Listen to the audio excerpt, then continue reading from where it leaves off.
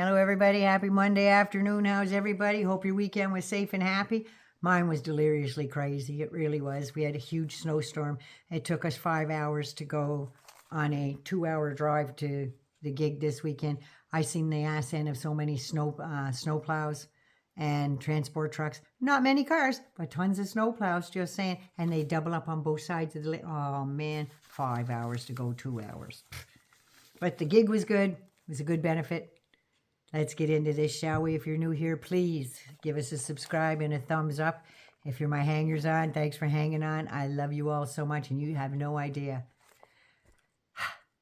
how amazing it makes me feel to see the numbers growing and know that we're getting this message out, even though I'm an old broad from Canada, you know.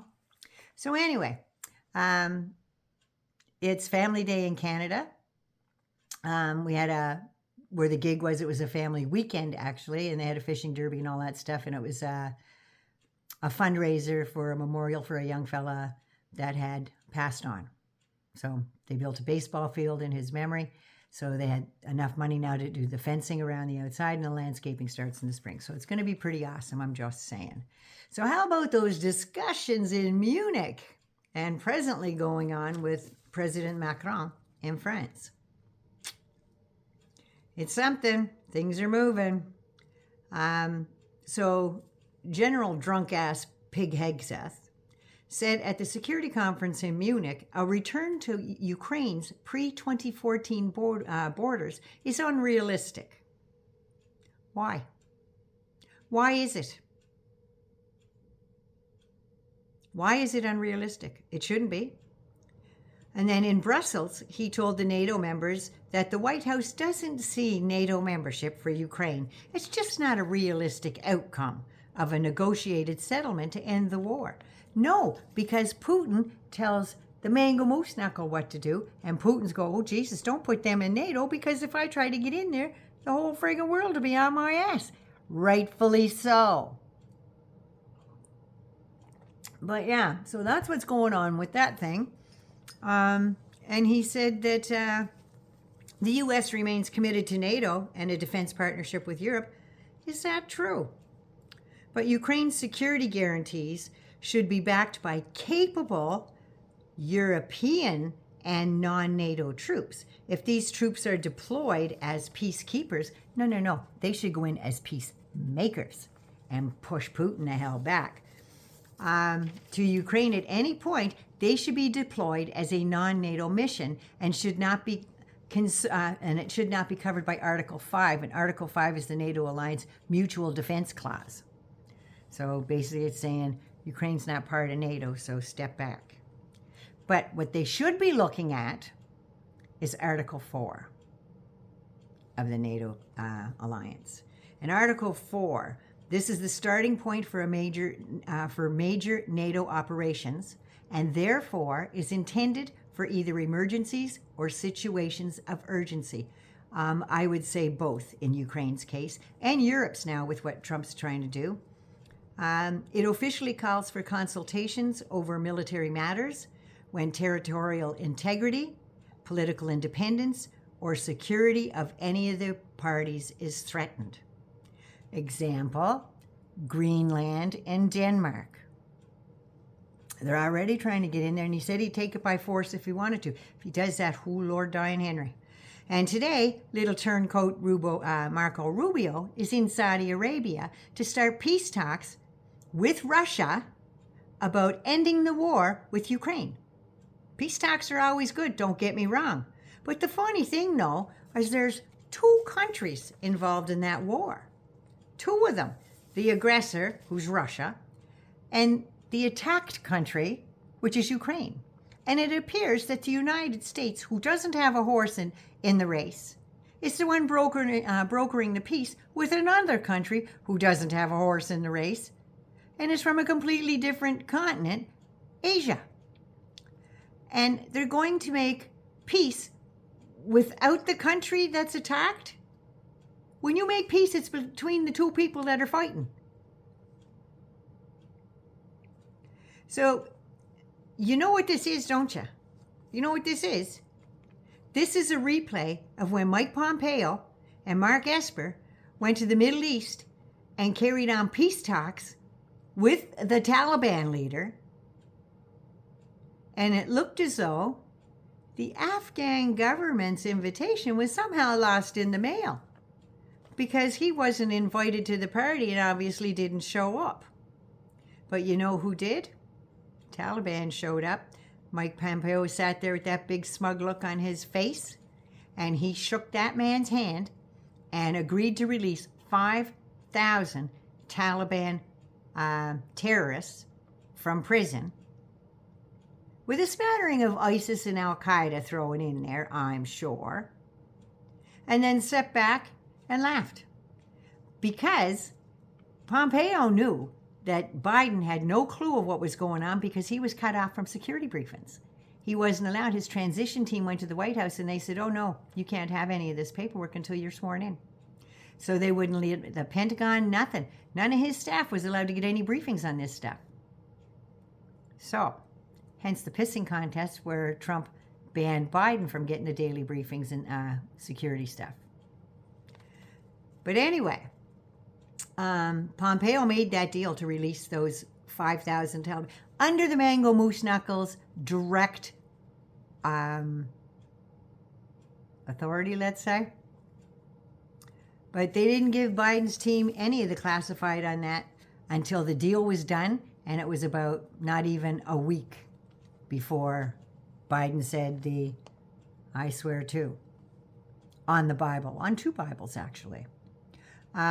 They were released, and in less than 2 weeks, their numbers were close to 9,000.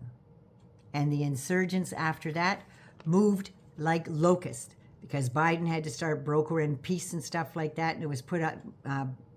Moose Knuckle wanted them all out by May 1st.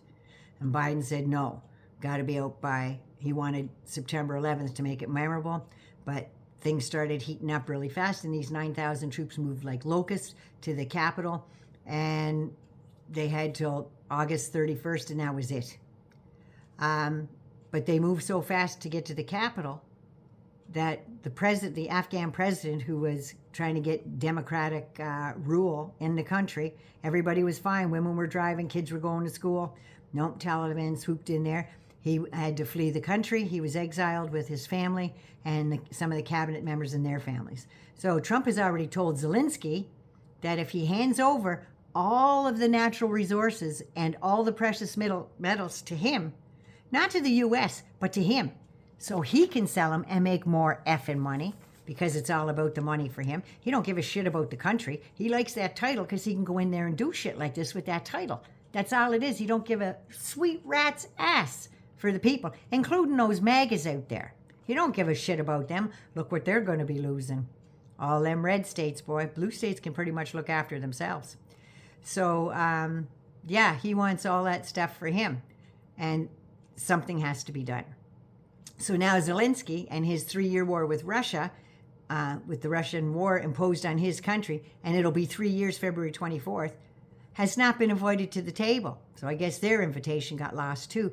And he was going to have, like, the Russians had America and the Saudis. Well, he was just going to have his crew and the European Union crew.